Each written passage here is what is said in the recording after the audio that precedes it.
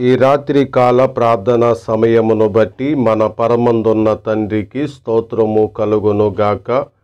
ప్రభు పేరిట మీ అందరికీ నా ప్రేమ వందనాలండి. ప్రియులారా, ఎలా ఉన్నారు? ఈరోజు అంతా క్షేమంగా ఆశీర్వాదకరముగా జరిగిందా అండి? చాలా సంతోషం. దేవుడు మనకు తోడుగా ఉన్నాడు గనుక మనము ఏ ఆపదలలోనూ చిక్కుకొనమండి.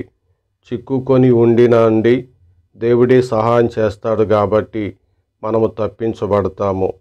కాబట్టి మీలో ఎవరైనా ఇంకా యేసు ప్రభువును నమ్ముకొనని వారుంటే నమ్ముకొని ఆయన సహాయంలోనికి రండి. మత్తయి సువార్త 15:25 వచనం. అయినను ఆమె వచ్చి ఆయనకు మ్రొక్కి, ప్రభువా, నాకు సహాయం చేయమని అడిగెను. చదవబడిన లేఖనమును బట్టి ఈ రాత్రి కాల సమయములో మన తండ్రి అయిన దేవునికి స్తోత్రము ఘనత కలుగును గాక.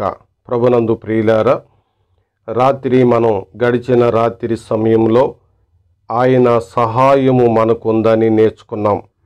ఈ కానాను స్త్రీ వచ్చి యేసు ప్రభువుని బ్రతిమిలాడింది.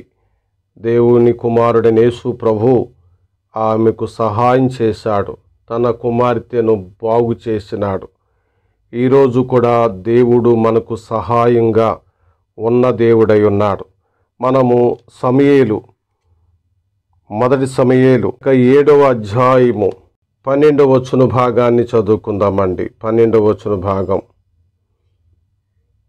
అప్పుడు సమూయేలు ఒక రాయి తీసి మిస్పాకును షేనుకును మధ్య దానిని నిలిపి, ఇంతవరకు యెహోవా మనకు సహాయము చేసినని చెప్పి దానికి ఎబెనెజరు అని పేరు పెట్టెను.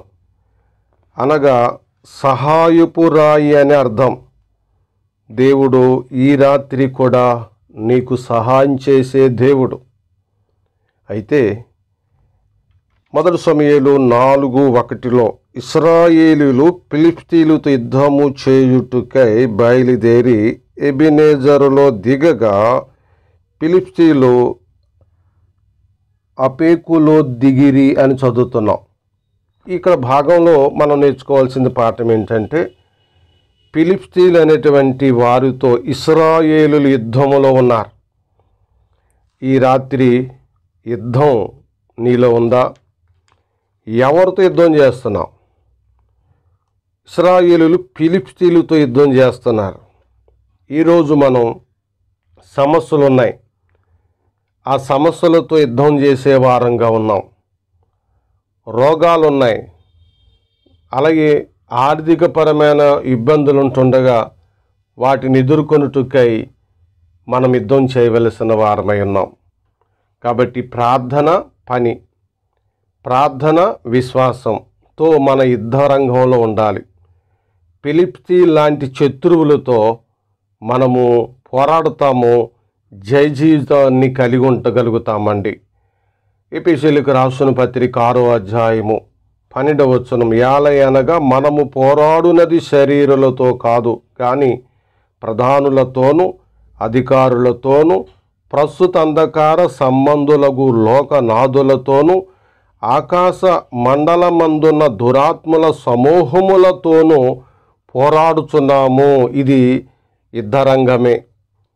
విశ్వాస జీవితము చివరి వరకు యుద్ధరంగమే. అయితే మన ప్రభువు ఎబెనెజరై మనకు సహాయం చేస్తున్నాడు. వాటమి ఫిలిష్తీయులకే, అపవాదికే, కానీ నీకు జయము. కాబట్టి నిలబడి ఉండుము, పారిపోకము. ప్రభువు నీకు సహాయం చేసి తన కల్వరి రక్తధారల ద్వారా విజయములోనికి నిన్ను నడిపించునుగాక. ఆమెన్. ప్రార్థన.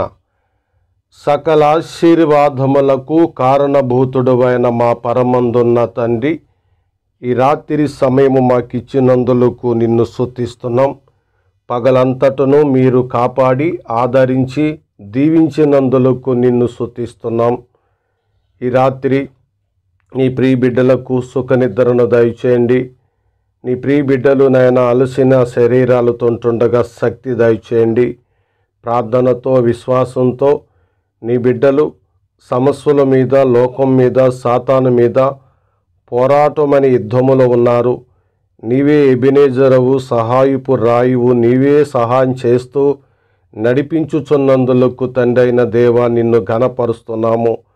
నీ కుమారుడని యేసుక్రీస్తునందు మాకు ఈ లోకములో విశ్వాసమే విజయముగా మాకిచ్చి ఉన్నందులకు నిన్ను స్తుతిస్తున్నాం. విజయమనే ఖడ్గం ద్వారా మేము ముందుకు సాగే కృప మాకిచ్చినారు. ఈ రాత్రి ఈ మాటలు విన్నా నీ ప్రియ బిడ్డల హృదయాలలో పరిపూర్ణమైన విశ్వాసాన్ని కలిగించండి. వారి కుటుంబ అవసరతలు అక్కరతలు మీరు తీర్చండి, నిండారుగా దీవించండి.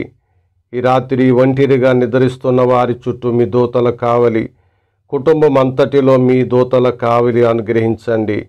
సమస్యల్లో సుడిగుండాలలో ఉన్నవారికి జయం అనుగ్రహించండి. ప్రతి విధముగా మేలు చేయండి. ప్రభువును రక్షకుడైన యేసుక్రీస్తు ఘననామములో ఈ ప్రార్థన అడుగుచున్నాము తండ్రి, ఆమెన్. మన తండ్రి అయిన దేవుని యొక్క దయ సదాకాలము తోడుండి నడిపించును గాక. ఆమెన్. అందరికీ గుడ్ నైట్ అండి.